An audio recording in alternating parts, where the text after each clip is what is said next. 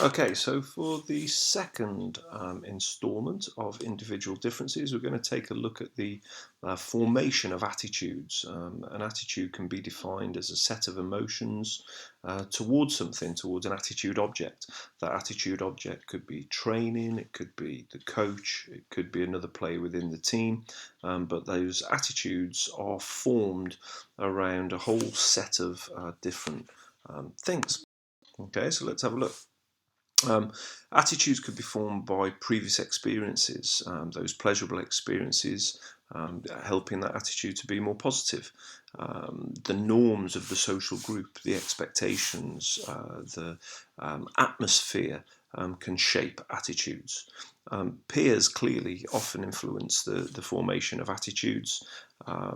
Religious beliefs, cultural factors, the media hugely influences the attitudes of players, and it's not a bad strategy as a coach that when something is very, very visible in the media, I don't know, a player has dived or produced a professional foul or has broken the law or has taken drugs or whatever it might be, it's a really powerful influencer for the coach to actually comment on that during training and look to create an alternative thought pattern than what some of the children's might develop just using mainstream media as their influencer.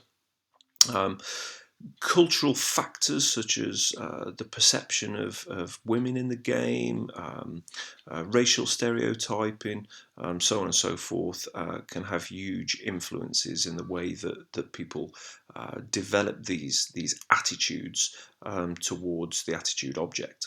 And clearly, education, not just, of course, in school, but at home, and also within the club. What aspects of our club look to educate the children in the right way in order to develop positive, hardworking human beings rather than just sports people.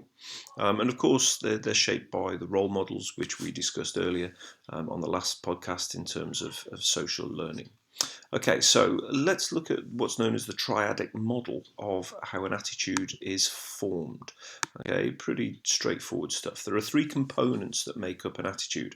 The first component is the cognitive component, and this is what the performer thinks about the attitude object. Okay, it's their belief, it's their knowledge around the attitude object.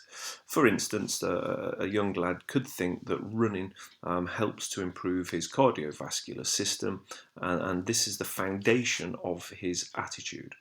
The second part is how the attitude makes the individual feel. Okay, it's the emotional aspect of an attitude, whether or not there's some pleasure gained from running. In that example, enjoyment produces a positive emotional feeling.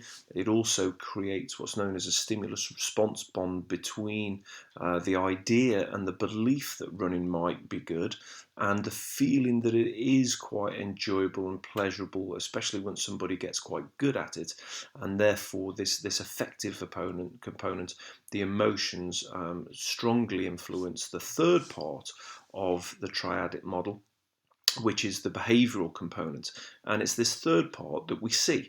Whether or not that performer decides to join in or to reject running as an option, but not just running, any sort of fitness training or even taking part in activities that aren't games, drills, skills practices, we see the behaviour, and we often try to falsely change that just by telling somebody they can't do this or they can't do that and this is what they need to do.